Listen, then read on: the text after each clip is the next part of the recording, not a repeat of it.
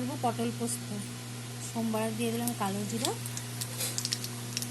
আলুটা এখন ভেজে নেব। আলু দেয় না অনেকে, আমি দিলাম একটা আলু। দিয়ে দিলাম লবণ অল্প, দিলাম হলুদ। এখন আলু পুরোটা ভাজা হবে, তাতে লঙ্কা পেস্টটা দিয়ে দেবো। ভাজা হয়ে গেছে। এখানে 6-7টা লঙ্কা পেস্ট করে নিয়েছি, কাঁচা লঙ্কা।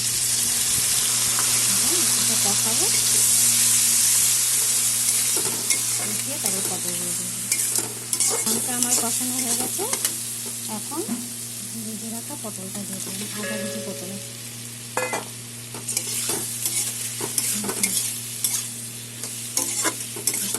এখন কষিয়ে নিব, কিছুটা মশলা আমার কষানো হয়ে গেছে লঙ্কার সাথে। এখন পোস্ত, 2 চামচ পোস্ত বেটে রেখেছিলাম, এটা দিয়ে দিলাম।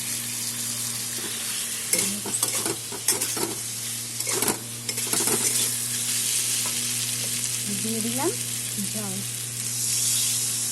এটা কিন্তু সাদা সাদাই হবে, পটল পোস্ত তো।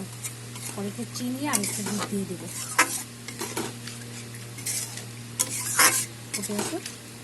ফুটে উঠেছে, আলু আর পটল সিদ্ধ হয়ে গেছে। এখন 2 চামচ দুধ দিয়ে দিলাম। টেস্ট হবে, খেতেও ভালো হবে। আর অল্প চিনি দিয়ে দেবো।